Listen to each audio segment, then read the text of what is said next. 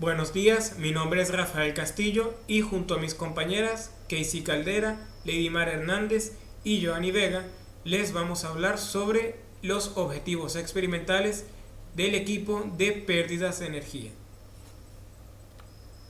Comenzaremos por el objetivo número 2, construir la curva de calibración del vertedero en galones por minuto en función de la altura del vertedero en centímetros.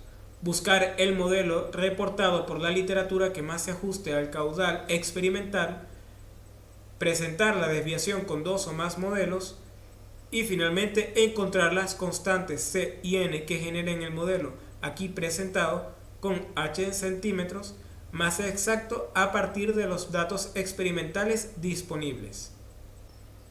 Para dar inicio a este objetivo, primero necesitamos el caudal experimental que recorre el sistema en galones por minuto. Para ello realizamos los cálculos mediante la masa y la densidad que presenta el fluido de trabajo durante la práctica. Esto se realiza mediante un aforo gravimétrico en el cual obtenemos la masa recogida de agua durante un tiempo y su densidad a través de un estudio de sus características. Como podemos ver aquí en esta tabla de resultados, la tabla 1, podemos observar entonces con cada caudal leído por el rotámetro, vemos cómo se representa en galones por minuto a través del aforo gravimétrico. Podemos ver entonces que para un caudal leído por el rotámetro de 3 galones por minuto, obtenemos 3,6 galones por minuto experimentalmente. De igual manera, 4 galones por minuto son 4,5 galones por minuto experimentales, 5 galones por minuto leídos por el rotámetro son 5,6 galones por minuto experimentales, 7 son 6,9 y 8, 8,2 experimentales. Aquí podemos ver un porcentaje de desviación entre los valores del rotámetro y los valores experimentales. Habiendo dicho esto, pues, una vez se calcula el caudal experimental, se puede representar una curva de calibración en función del nivel del vertedero en cada caudal. Entonces aquí obtenemos la ecuación que aquí se ve. Siguiendo entonces con el objetivo, se nos pide determinar la desviación porcentual al calcular el caudal del vertedero a partir de dos modelos con respecto al caudal experimental determinado anteriormente. A partir de esto entonces podemos determinar en la tabla de resultados la desviación habida entre el caudal con los dos modelos y el caudal experimental. Aquí podemos observar entonces que para un caudal de 3 galones por minuto se obtiene con el primer modelo 1,4 galones por minuto, mientras que en el caso del segundo modelo 1,3. Para 4 galones por minuto se obtienen 1,9 galones por minuto en el modelo 1 y 1,7 en el modelo 2, y así sucesivamente como se muestra en la tabla 2. Dicho esto, podemos observar entonces que el modelo 1 es el que presenta desviaciones ligeramente menores que aquellos del modelo 2. Para finalizar entonces con el objetivo, se plantea el modelo linealizado del logaritmo neperiano del caudal experimental con respecto al logaritmo neperiano de la altura del nivel del vertedero. Si bien entonces podemos observar aquí que esta linealización nos da una ecuación lineal aquí que, si pasamos a la siguiente diapositiva, en los modelos matemáticos vemos que esta parte del modelo generalizado, teniendo que el modelo generalizado es el caudal experimental igual a C por H elevado a la N. Si a este lo linealizamos a través del logaritmo neperiano, vemos que queda de la siguiente forma, muy parecido al modelo experimental, teniendo entonces en cuenta que este es nuestra ecuación a utilizar. De esta manera entonces podemos despejar los valores de C y N, cumpliendo finalmente con el objetivo 2 de esta práctica. La placa orificio es un medidor de flujo sencillo. Se inserta perpendicularmente al fluido. y las pérdidas de energía que le genera son altas.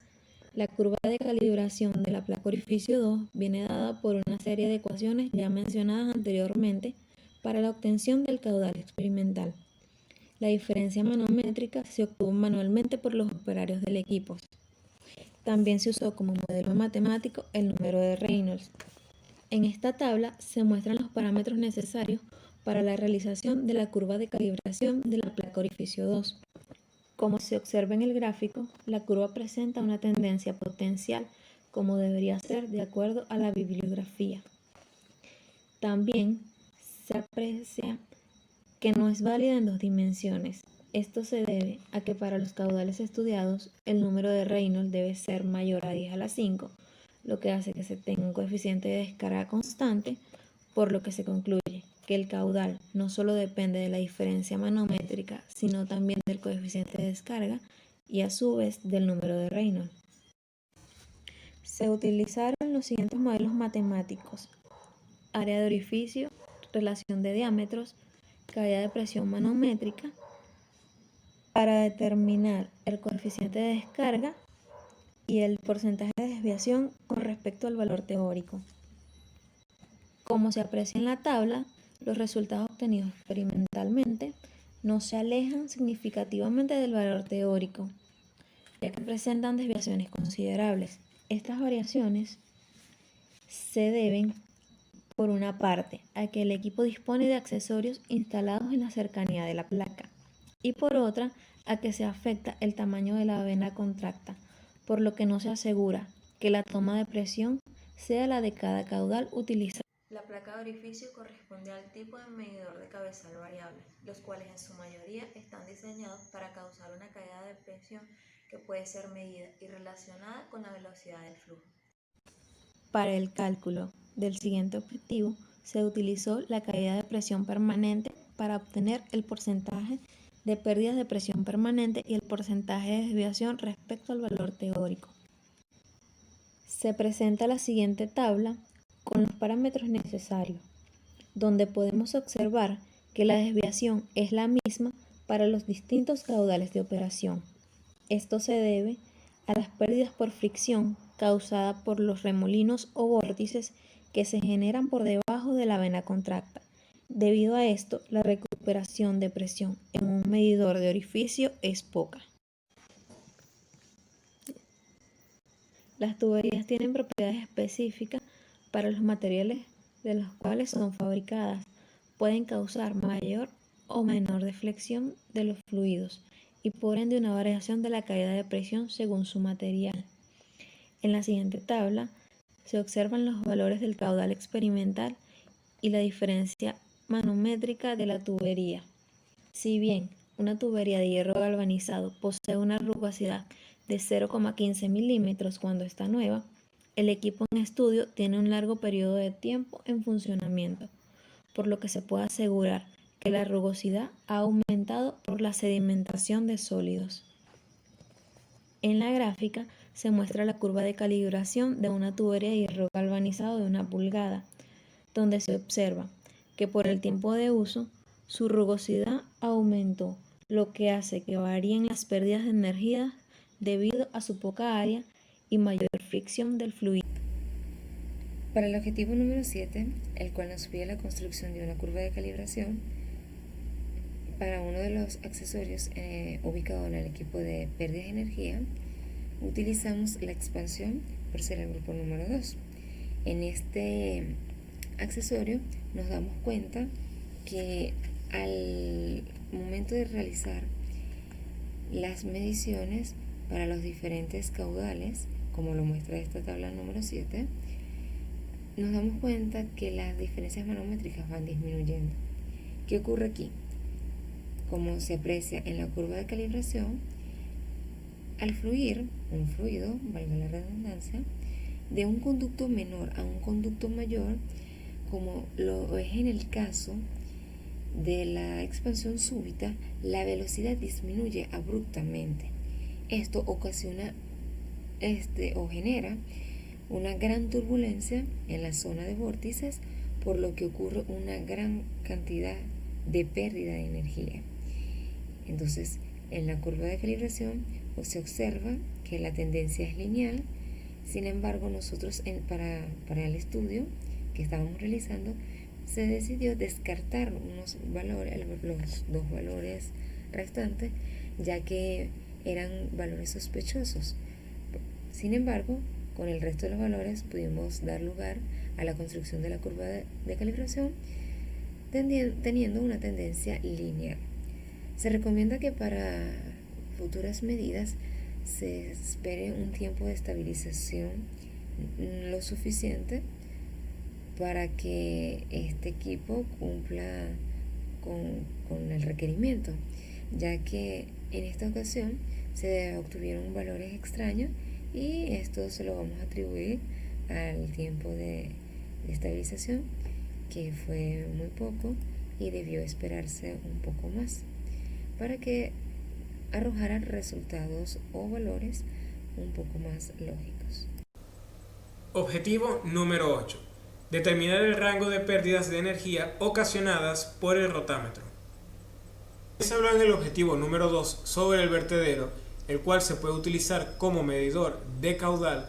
Ahora vamos a hablar de otro medidor de caudal, esta vez el rotámetro, donde se nos pide determinar el rango de energía que ocurren en él.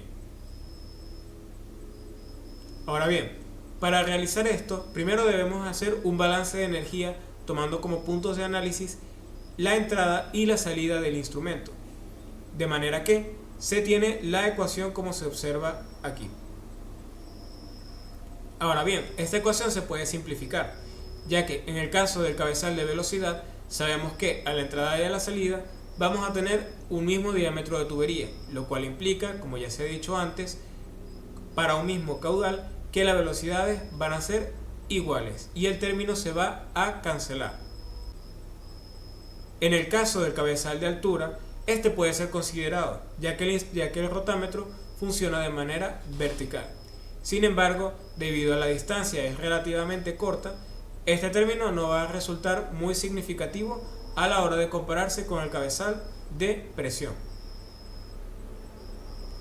Habiendo dicho esto, entonces, para calcular las pérdidas de energía de un rotámetro se obtiene con esta ecuación, el cabezal de presión, donde la caída de presión va a ser determinada con la ecuación para calcular la caída manométrica en el manómetro del equipo de pérdidas de energía.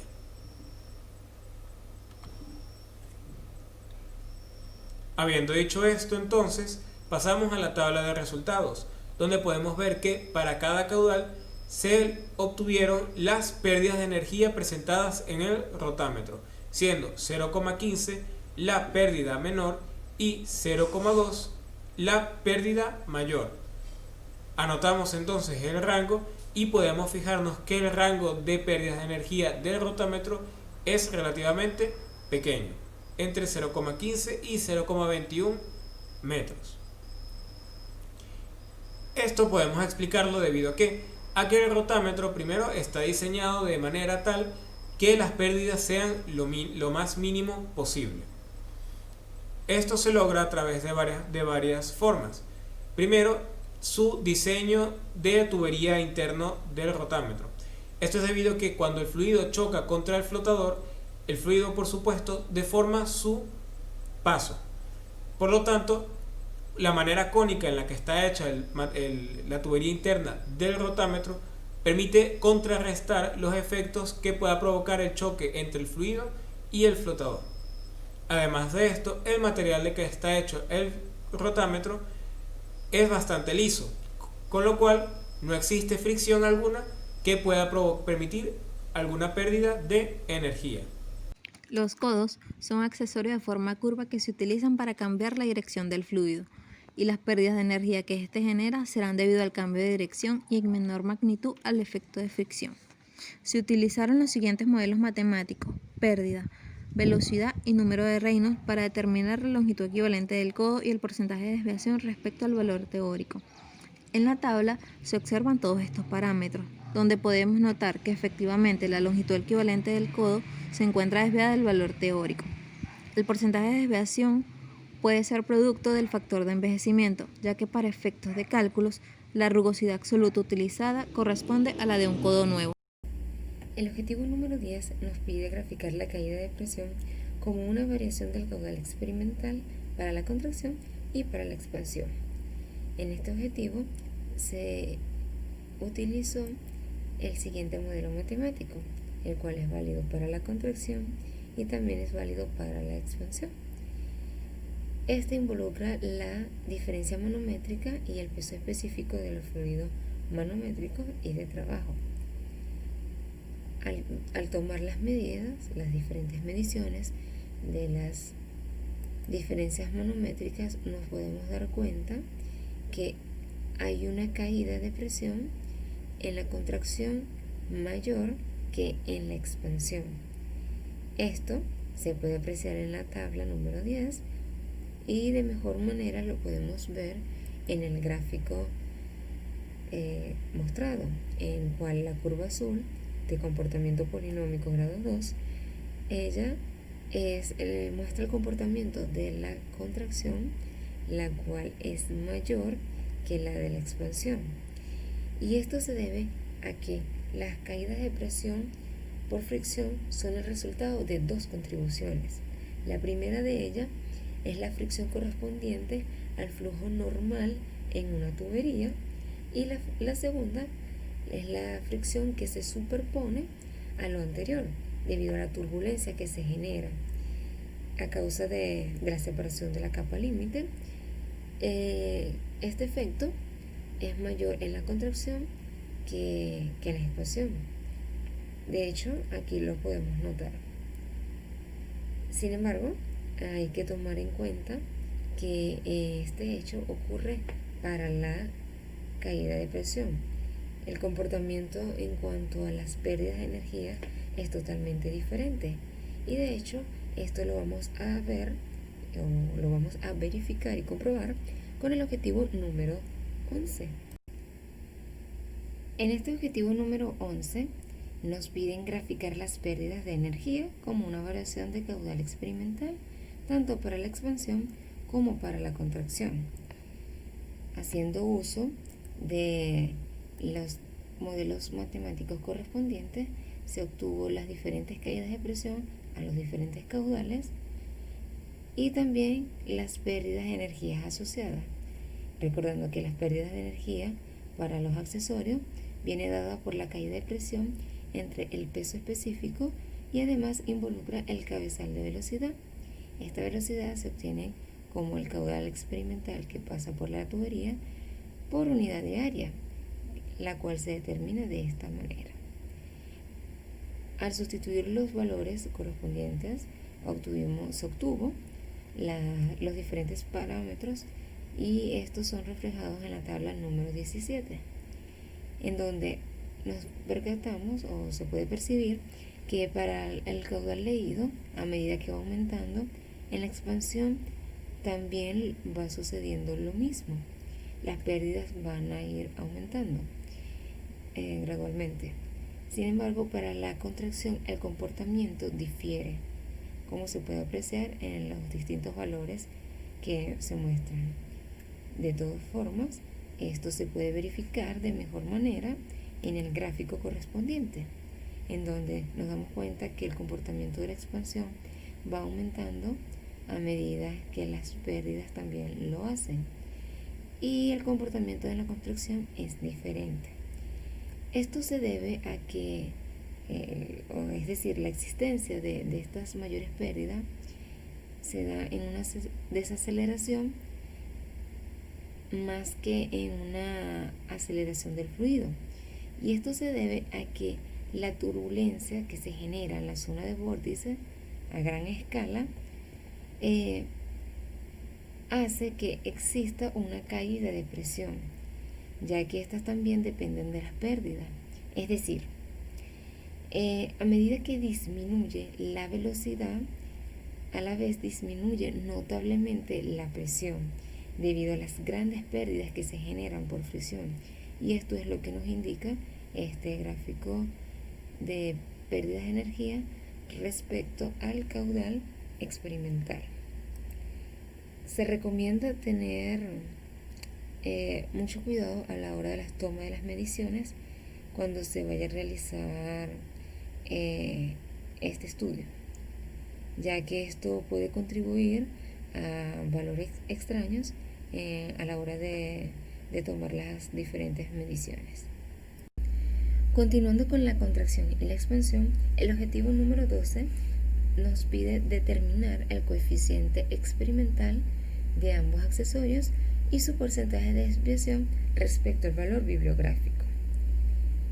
Hacemos uso del modelo matemático en donde nos define la pérdida como este coeficiente por la velocidad al cuadrado entre 2 veces la gravedad. Esto, si lo reformulamos y reordenamos, viene dado este coeficiente como 2 veces la gravedad, involucrando las pérdidas y la velocidad al cuadrado. Este coeficiente de resistencia, considerado K, en la expansión y en la contracción se les denomina como pérdidas menores. Y esto es porque él es un número, un valor independiente del número de reinos. Y además esta pérdida va influenciada directamente con el cabezal de pérdida y es inversamente proporcional a la velocidad al cuadrado. Al sustituir los parámetros necesarios, se obtuvo que los coeficientes para la contracción y la expansión son los que se presentan en la tabla número 18, en donde el porcentaje de desviación en la contracción es bastante desviado.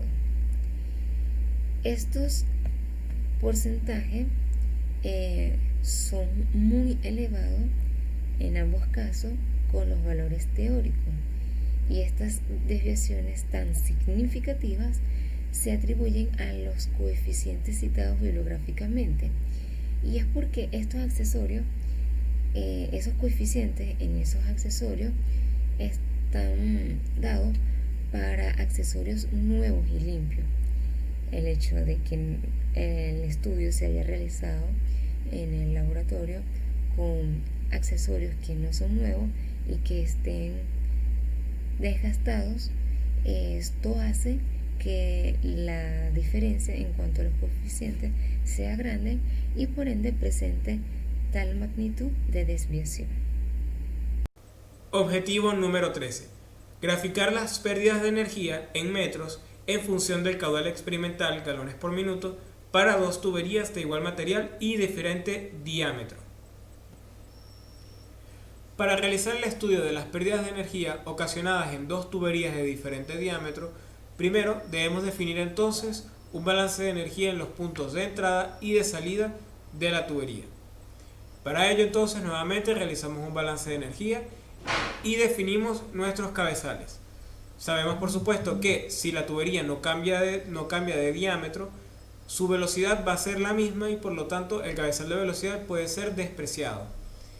En el caso de la altura, en este caso estamos considerando 2 tuberías horizontales, por lo tanto el cabezal de altura también va a ser despreciado, haciendo así que las pérdidas de energía sean dadas por únicamente el cabezal de presión.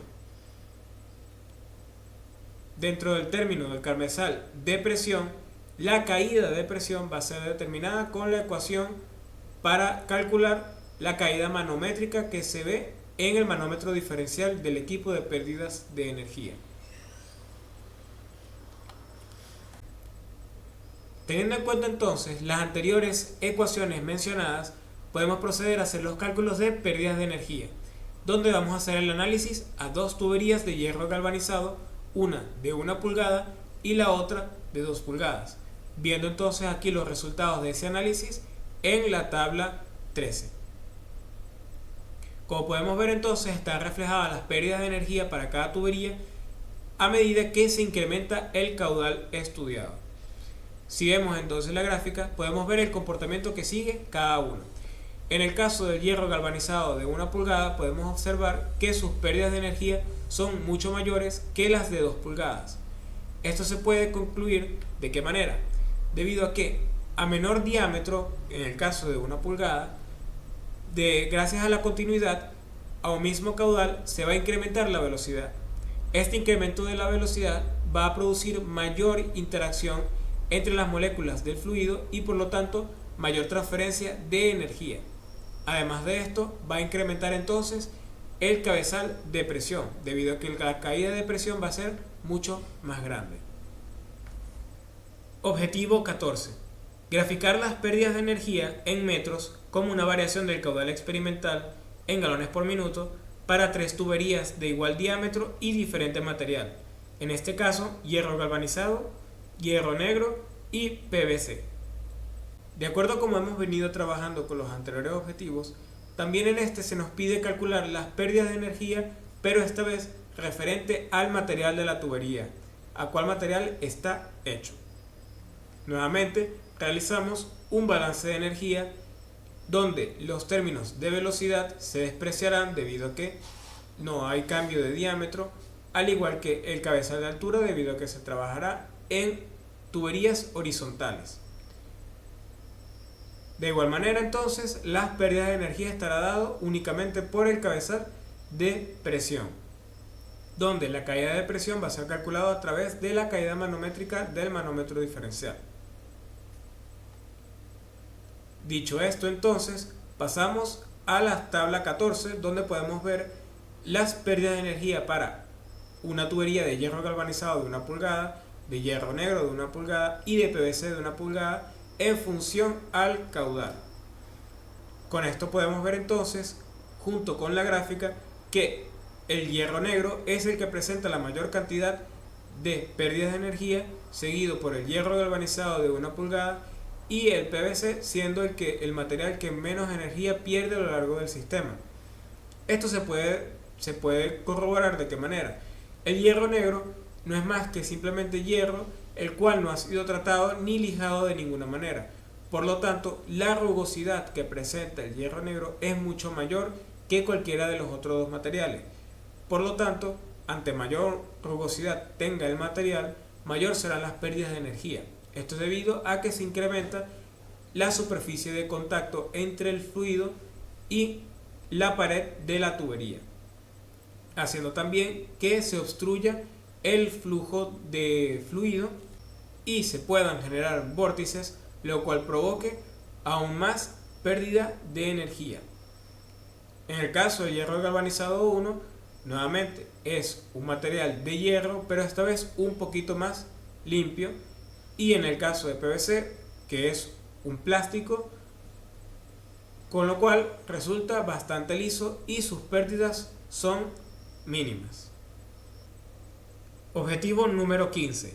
Determinar y comparar el factor de envejecimiento adimensional de las tuberías de hierro galvanizado de 1 pulgada y 2 pulgadas, hierro negro y PVC.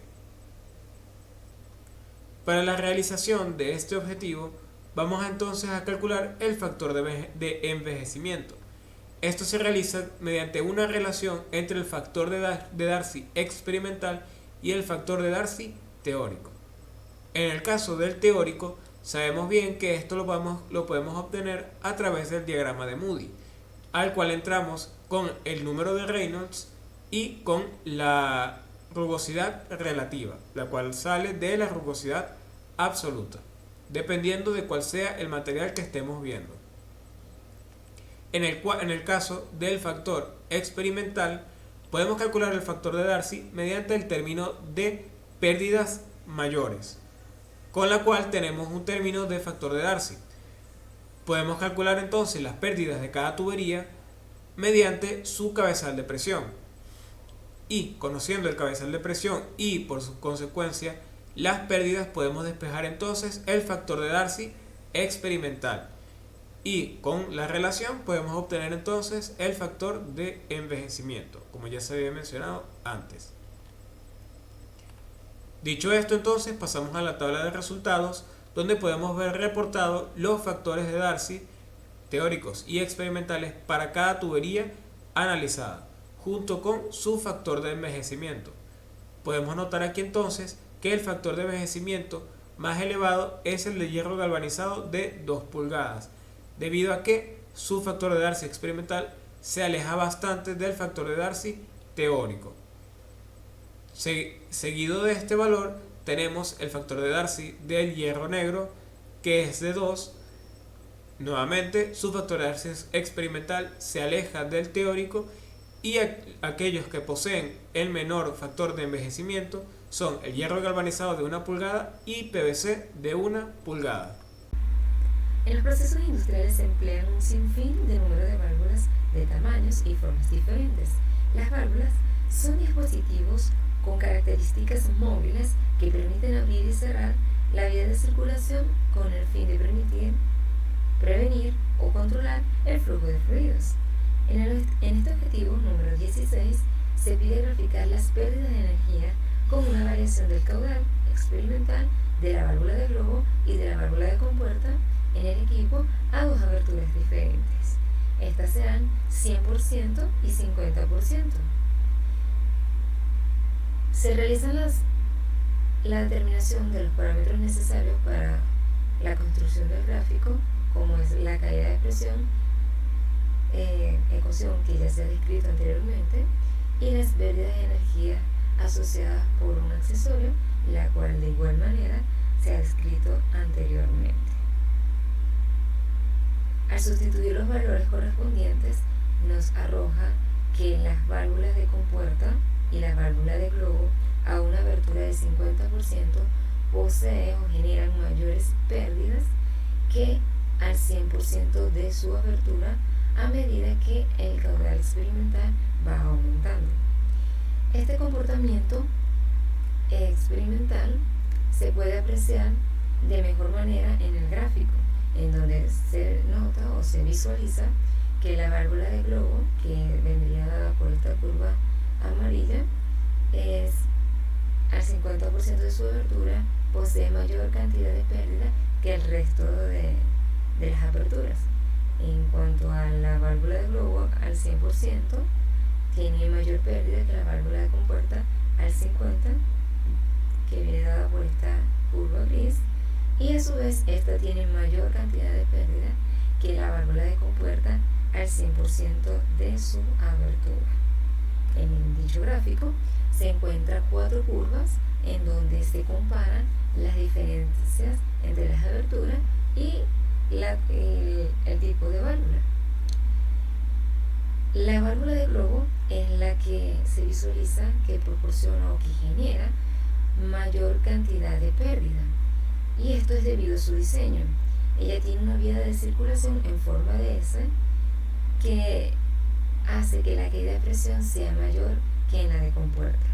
Además, el vástago de la válvula debe ser accionado en numerosas ocasiones con el fin de abrir y cerrar la válvula, y por tanto hay una tendencia de fuga por ser isoporcentual, es decir, el número de vueltas es directamente proporcional al porcentaje de su apertura. La mayor pérdida se da en válvulas cuando se tiene una apertura del 50%, y esto se debe a que al no estar totalmente abierta se encuentra obstaculizada el paso del fluido, generando un aumento en la velocidad y por consiguiente mayores pérdidas. Cabe destacar que al no encontrarse abierta en su totalidad, la superficie del asiento de la válvula se deteriora con mayor facilidad. Por eso hay que tener mucho cuidado en cuanto al uso de estas válvulas en el sistema. De acuerdo a su utilización, a su función dentro del sistema, es que se pueden implementar. Las pérdidas debido a perturbaciones locales en este tipo de válvulas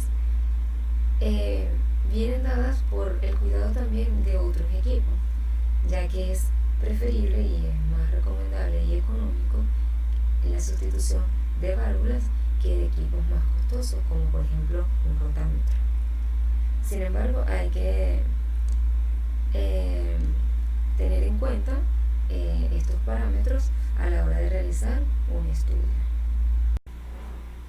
Las pérdidas debidas a perturbaciones locales de flujo en tuberías en válvulas, codos y otros accesorios, se designan como pérdidas menores. Estas pérdidas, para el caso de las válvulas, están representadas como el LE entre D, las cuales son las pérdidas menores. Y estas equivalen a las pérdidas que ocurren en el accesorio en sí. El objetivo número 17 nos pide determinar la longitud equivalente de la válvula de globo y de la válvula de compuerta a las dos aberturas diferentes que se estudiaron en el objetivo anterior. En ellas también nos pide que se reporte el porcentaje de desviación del valor experimental con el valor teórico, por lo que se procedió a hacer uso de la expresión que vemos en pantalla, en donde la pérdida viene dada por el factor de Darcy, la longitud equivalente, la velocidad al cuadrado y la gravedad. Se realizó un despeje de la longitud equivalente y al sustituir los parámetros restantes se obtuvo una tabla de resultados con las diferentes longitudes equivalentes de las dos válvulas a sus diferentes aberturas, reportándolos en la tabla número 22. Aquí se puede comparar los valores experimentales con los valores teóricos que se encuentran y además reportar el porcentaje de desviación. Como se puede visualizar, el porcentaje de desviación en las válvulas de compuerta es menor que en la válvula de globo. Estos resultados difieren un poco al valor bibliográfico en el caso de las de compuerta, porque esto pasa cuando el fluido atraviesa la válvula. Ella ya lleva consigo unas pérdidas de energía asociadas al tramo de tubería, a la longitud, mejor dicho, de la tubería. Sin embargo, en las válvulas de globo se visualiza que la desviación es mucho mayor, y esto se debe a su diseño, ya que internamente la válvula de globo, en cuanto a su diseño, ella tiene como una especie de S en la cual se genera una caída de presión elevada con respecto a la válvula de compuerta. Por lo tanto, tiene un mayor L entre D, que es lo que equivale a su pérdida, debido a que el fluido, cuando la atraviesa, se le impide el paso libre a través de la válvula gracias a este diseño, y es por ello que se aprecia la gran diferencia en cuanto al valor reportado bibliográficamente respecto al valor experimental que arrojó el estudio. Equipo de torre de relleno. Objetivos que se quieren alcanzar al término de esta sección de la práctica de pérdidas de energía. Primero, realizar las curvas de calibración correspondientes a los equipos que se usaron a lo largo de la experiencia práctica. Segundo, determinar las pérdidas de energía que se pueden presentar en el tubo Venturi y tubo Pitot, así como el funcionamiento y uso de los mismos. Objetivo 18. Construir la curva de calibración del medidor Venturi con el tubo Pitot. Los modelos matemáticos. En los modelos matemáticos tenemos un modelo para determinar el caudal del Pitot, también un modelo para calcular la velocidad del Pitot y también la caída de presión del Pitot. Cabe destacar que ya que el fluido de trabajo es aire y esto es una mezcla de gases, al momento de calcular su densidad se denota que para este caso el factor de compresibilidad de los gases, o sea Z, será distinto de 1. Por tanto, se utilizará una corrección generalizada, en este caso será píxel, para poder determinarlo. Para el desarrollo del objetivo de 18 se realiza la calibración del Venturi a partir de los datos del tubo Pitot. Se realiza dicha calibración ya que nos permite comprobar las desviaciones de aplicación del equipo, donde se realiza la medida por comparación con patrones previamente establecidos. Entonces, con los resultados obtenidos se pueden determinar las correcciones a aplicar a las indicaciones del equipo. Para este caso, el patrón que se sugiere para la curva de calibración es lineal, sin embargo, esta se ve ligeramente afectada, ya que existen ciertos cambios en las variables a manipular, donde la velocidad no permanece constante y los problemas con la frecuencia del equipo. Para la construcción de la curva de calibración del anemómetro con respecto al tubo Pitot, se realizaron las lecturas con el anemómetro para los distintos caudales de operación, y conforme a los datos obtenidos, se puede apreciar que al existir un aumento en el caudal del tubo Pitot, la velocidad que indica el anemómetro aumenta, es decir, son proporcionales entre sí, por lo que la curva de calibración debe asemejarse a una línea recta, tal como se muestra en el gráfico. Objetivo número 20. Analizar gráficamente el comportamiento de la presión manométrica a lo largo del tubo ventral. En el estudio del objetivo número 20, juega un papel importante el efecto Venturi, el cual es un fenómeno físico que consiste en el que el fluido en movimiento dentro de un tubo o conducto de determinada sección atraviesa una menor. Inevitablemente, este aumenta su velocidad. Al aumentar su velocidad, se descubrió que disminuye su presión, a lo que esto se le llama efecto Venturi. Hay veces en donde el aumento de velocidad es muy grande, haciendo que se produzcan presiones negativas, por lo que si se conecta con otro tubo a través de un conducto, se generaría una aspiración del fluido en el tubo donde se generó la depresión. En el caso de la experiencia práctica, se puede evidenciar que para la teoría del efecto Venturi se cumple, ya que el fluido al pasar por la garganta, la presión se reduce tanto que se crea una depresión, se genera una caída de presión permanente. Conforme el fluido pasa por el medio del Venturi, la sección transversal aumenta creando presiones positivas, recuperando un cierto porcentaje de la presión que se tenía al inicio del tubo Venturi. Objetivo 21. Determinar el porcentaje de pérdida de presión permanente en el Venturi y el porcentaje de desviación con respecto a los valores reportados en la bibliografía. Los modelos matemáticos para desarrollar este objetivo son la caída de presión permanente y la ecuación de porcentajes de desviación con respecto al valor teórico de la caída de presión permanente en el tubo Venturi. Ahora bien, se aprecian en las siguientes tablas de resultados dicho valor de cabezamiento de succión positivo para las dos posiciones establecidas, corroborando lo dicho anteriormente. Objetivo 22. Determinar el coeficiente del Venturi y el porcentaje de desviación con respecto al valor reportado en la bibliografía. Indicar si el coeficiente del Venturi es constante o variable para el rango de caudal estudiado. Para dar respuesta a este objetivo tenemos los siguientes modelos matemáticos. El primero sería el cálculo del coeficiente Venturi a partir de los datos experimentales. También se poseen las ecuaciones auxiliares para dar respuesta al mismo. Sería el área del flujo o el área del Venturi y la relación que existe entre los diámetros o V. Y por último tendríamos la ecuación de desviación con respecto al valor teórico del coeficiente de descarga. Teóricamente se tiene que los tubos Venturi bien diseñados, el coeficiente de descarga alcanza un valor de 0.98. En cuestión de los resultados obtenidos durante la experiencia práctica, que se ven reflejados en la tabla número 19, en donde se aprecian los valores de las constantes muy por debajo al bibliográfico, se pudieron originar porque el tubo Venturi es muy viejo o que este ya no se encuentra en las mejores condiciones de diseño, ya que ha sido utilizado en muchas ocasiones. Y también esto generaría una consecuencia que sería el desgaste de las paredes internas a lo largo del mismo. El valor del coeficiente de descarga para el medidor Venturi dependerá del número de Raymonds, es decir, de las propiedades del fluido de trabajo.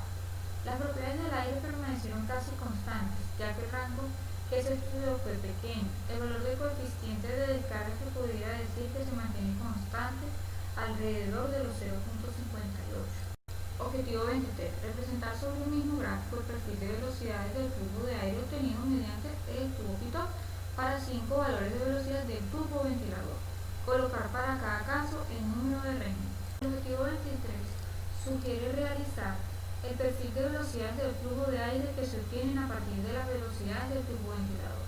Esto no es más que un estudio sobre el desarrollo de la capa límite a lo largo del equipo, ya que la velocidad del fluido en la corriente libre aumenta con la distancia recorrida, lo cual es un resultado del principio de conservación de la masa. Nótese que en el gráfico el perfil de las 5 velocidades no tiene una apariencia parabólica, lo cual no concuerda con la teoría. Estas desviaciones pueden deberse a la toma incorrecta de las velocidades hechas con el Pitot o un arrastre de las pérdidas a lo largo del tramo de tubería. Cabe mencionar que el régimen del fluido es de tipo turbulento, lo que hace que exista aún más desviaciones con la idealidad. Objetivo 24. Para el máximo caudal, determinar el porcentaje de desviación del caudal en el tubo Pitot y el caudal en el tubo Venturi, en este caso tomando en cuenta la compresibilidad de los gases. Para el modelo matemático del objetivo 14 se usa una ecuación la cual nos dice la desviación que existe del NPCH requerido con el valor del NPCH disponible. En lo que respecta a la compresibilidad de los gases, se utilizan ecuaciones corregidas con el factor de expansión Y. Este factor se toma en cuenta en el cambio de densidad con la presión que ocurre a medida que el gas se expande isentrópicamente, esto es, adiabáticamente y sin fricción. En el caso del tubo Venturi, la bibliografía menciona que el porcentaje de las presiones, tanto de la entrada como la de la garganta, con respecto a la entrada del Venturi es menor al 15%, es recomendable utilizar la ecuación con el factor de corrección Y. En cuanto se refiere al tubo Pitot, teóricamente se puede despreciar la compresibilidad de los gases cuando estos solo tienen velocidad inferior a los 60 metros por segundo, lo que se comprueba para desarrollar el objetivo 24, ya que presenta desviaciones poco significativas y por tanto se puede despreciar la compresibilidad de los gases para este medidor. Dichas desviaciones pudieron ser ocasionadas por el uso manual que se debe realizar para el uso del equipo o una mala toma en las presiones estáticas y dinámicas durante la realización de la experiencia práctica. Para culminar con la presentación de pérdidas de energía, daremos unas conclusiones en base a lo obtenido en la experiencia práctica y unas recomendaciones, las cuales pueden ayudar a mejorar los equipos que se usaron en toda la práctica y así obtener valores más acordes. Para el caso de las conclusiones, tenemos que el modelo experimental determinado para el vertedero sigue la tendencia de una función exponencial. El valor de envejecimiento para tuberías de hierro negro fue menor al de hierro galvanizado de 2 pulgadas, siendo este un valor no esperado. Las pérdidas de energía resultan ser mayores en las válvulas de globo que en las de compuerta, con aperturas del 100% y 50%. La calibración del tubo Venturi en función del caudal del Pitot está ligeramente desviada del patrón que se pide. La velocidad del anemómetro es directamente proporcional al caudal que se determina. Con el tubo Pitot, de igual forma, la curva de calibración obtenida difiere de la curva de calibración de patrón. Para las recomendaciones tenemos que utilizar instrumentos de medida más exactos para la realización de la práctica. También es indispensable un buen mantenimiento en el equipo usar y la rigurosa inspección de estos demandan ante el más mínimo defecto. También revisar antes de iniciar la experiencia práctica la electricidad dentro del laboratorio.